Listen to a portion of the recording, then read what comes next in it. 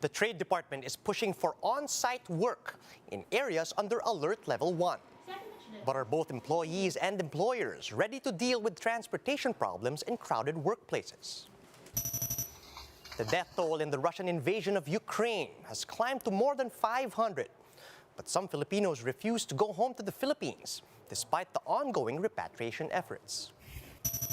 Some presidentiables are against the idea of COMELEC telling candidates in advance the topics to be discussed in presidential debates. Most presidential candidates are continuing their campaign today in different provinces across Luzon. And as the PBA welcomes a full-capacity crowd, Magnolia secures a twice-to-beat advantage in the quarterfinals of the Governor's Cup.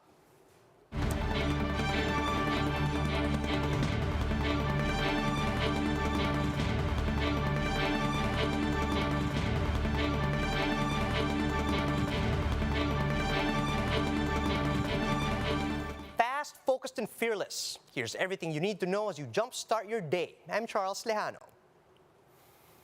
What will the workplace look like under the new normal? Well, employees from various industries still prefer a hybrid setup for work this year. But for the government, it's time for more on-site operations. Shaila Francisco has the report. This communications firm in Taguig remains vacant even after the government allowed 100% on-site capacity. Anna, one of its employees, said they are more productive under a work-from-home setup. 6 hours of my time and just stuck in the road. So now that 6 hours is translated to me being able to do the work and accomplish so much things. Hello, good morning. Thank you for calling. My name is Alex. How may I help you today?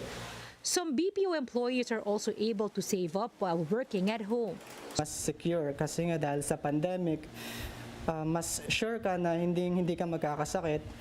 And then, for me, tingin ko mas matipid kasi hindi mo na kailangang mag-commute. On the other hand, some employees, like those working in finance, are more inclined to work in office. Mas gusto ko nasa office, mas mabilis yung action, mas mabilis yung interaction.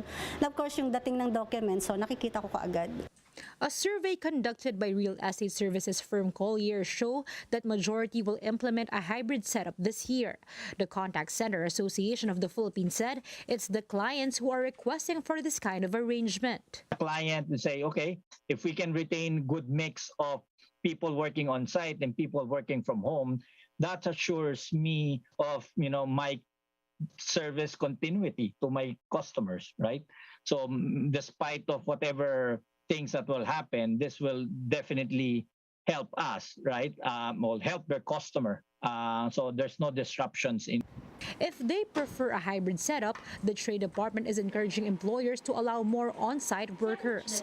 This is to help the economy recover after a series of lockdowns. Siyempre, lalabas ang tao, gagastos for transportation, and then kung meron silang gustong bilhin, siyempre kakain yung mga yan, hindi ba? And then whatever they need for the house, on their way home, pwede na nilang bilhin. Mas maraming gumagastos, mas maraming perang umiikot. Although the pandemic still brings uncertainties, what's clear now is that there is a new normal when it comes to work. Shaila Francisco, VR1 News. Even under the new normal, an expert believes that returning to on-site work remains difficult, especially for employees. On One News is the big story. Employers Confederation of the Philippines president, Sergio Ortiz Luis, said mass transportation is still a big problem for workers, despite PUVs returning to full capacity. Ortiz Luis notes that some employees spend long hours to travel, while others still need to be shuttled to work. And he also notes that some workers may not prefer on-site work due to the fear of crowded offices from this pandemic. Still, Ortiz Luis admits that many companies would prefer on-site work to monitor their employees, but he says requiring on-site work will still have to depend on the industry. It depends again on what kind of work they are doing. No, frontliners cannot be working at home, and they were only repairing probably to work office work. Manufacturing, obviously, you have to be there. Construction, you have to be there. So office workers will have to determine who they deal with and what kind of work they do to be able to do still work from home for a lot of them. It's been 1 week since Russia first invaded Ukraine, and with over 500 casualties already recorded, Russia is still looking to strengthen its offense against its neighbor. Bella Toledo with the report. Russian missiles have reduced these homes in Zhytomyr, western Kyiv, into rubble. Ukrainian authorities said 4 residents, including 1 kid, were killed by the missile that hit this residential area. Over in the capital city of Kyiv, a television tower was likewise bombed by Russian forces. Fire and thick smoke enveloped the tower after the explosion, which also left 5 civilians dead. Meanwhile, in Kharkiv, the second largest city in Ukraine, a government building was reduced to embers after another missile strike. Russian forces also targeted apartment buildings, leaving corpses and debris strewn across the streets. The Russian government earlier denied that this is an invasion. Instead, they said they're just launching, quote, special military operations in Ukraine. But Russian forces have already taken over many parts of the country, including the southern port city of Kherson. That's why Ukrainians have been scrambling to flee through the western border to make it through Poland, Moldova, or Hungary. According to the United Nations, more than 500 individuals have died from this invasion, while 600,000 civilians have been forced to evacuate. Many countries have enforced economic sanctions against Russia, but President Vladimir Putin seems unfazed. And U.S. President Joe Biden had choice words for his counterpart in his latest State of the Union address. 6 days ago, Russia's Vladimir Putin sought to shake the very foundations of the free world, thinking he could make it bend to his menacing ways.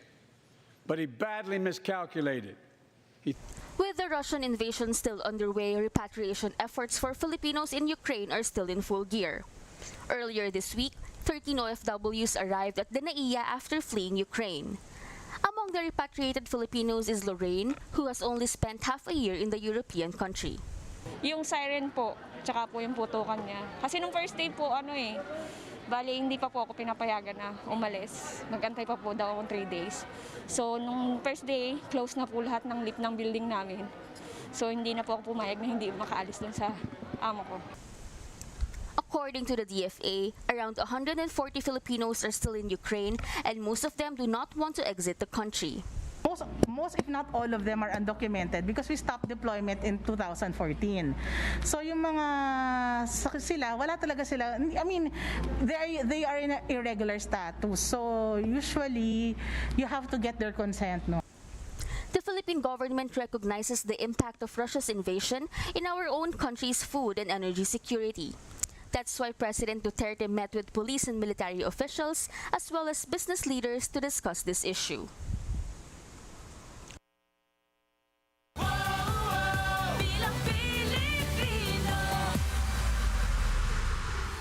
Presidential aspirant and Senator Ping Lacson strongly opposes the COMELEC's plan to give topics in advance for its scheduled national debate. Lacson believes that presidential candidates should do their own research about national issues, especially since they're running for the highest government position. Ayoko. Para ka nagbigay ng leakage. Dapat pare-parehas lang. Para ka nagbigay ng leakage. Para ano pa magbibigay ka ng exam kung magbibigay ka ng leakage? Hindi lokohan lang. Dapat mag-aral sila. You're running for the top positions, President, Vice President, Senator, mga national officials Mag-aral ka. Anong gagawin mo? Mag-aaral ka pag naandun ka na? Late ka na? Nagsasapit na yung mga kababayan bumoto sa'yo, saka ka pala nag-aaral. Walang time sa pag-aaral. Mag-aaral ka ngayon at iharap mo sa ating mga kababayan, ano ba yung kaya mong gawin? Senator Manny Pacquiao is also against this plan, and he believes that someone who will lead the entire nation must be ready to face any question thrown at them. Mas maganda siguro hindi dahil para makita natin yung purity ng puso ng isang kandidato. tumatakbo ka ng presidente, handa kang harapin kung ano man yung mga tanong na ibabato sa'yo.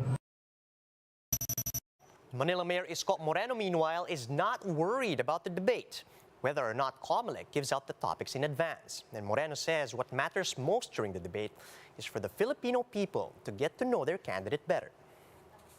Hindi naman to graded recitation. Hindi naman to, actually, believe me, hindi to pagalingan sa debate. Yeah? Kasi may kanya-kanyang specialty naman yung bawat kandidato eh. Ang mahalaga lang, yung bang inilalaban ng kandidato ay tumutugon sa pangangailangan ng tao sa ngayon.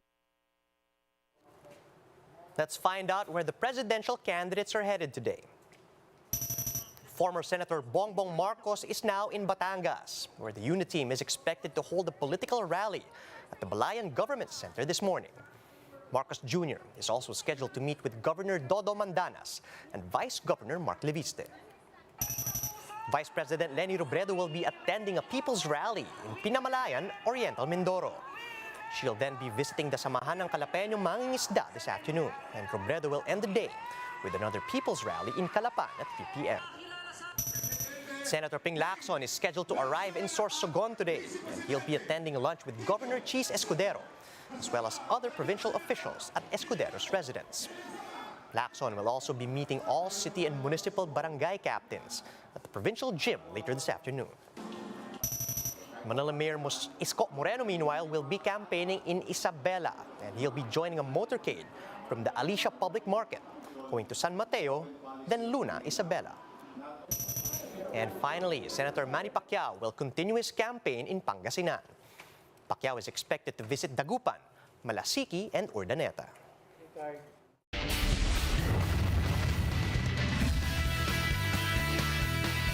The PBA is giving its fans a sense of normalcy after announcing that they will now allow full capacity at the Big Dome. The Coliseum can seat up to 16,000 delighted sports fans who are excited to experience the games as they know it. Meanwhile, the Northport Batang Pier cruised to their 4th straight win while handing the Blackwater Bossing their 28th straight loss in the league. Later today, Alaska will try to keep its quarters hopes alive against Phoenix, who's now looking to arrest a 3-game losing skid. And that game will be followed by some classic action between San Miguel and Rain or Shine. And that's how the day is shaping up to be. Join us later at 9 a.m. as we monitor the day's biggest stories from sunrise to sundown. You can also catch One News on Signal Play. Register for a free account at www.signalplay.com so you can stream One News live anytime, anywhere. I'm Charles Lejano. Mask on, wash hands, and stay safe, Philippines. We are One News.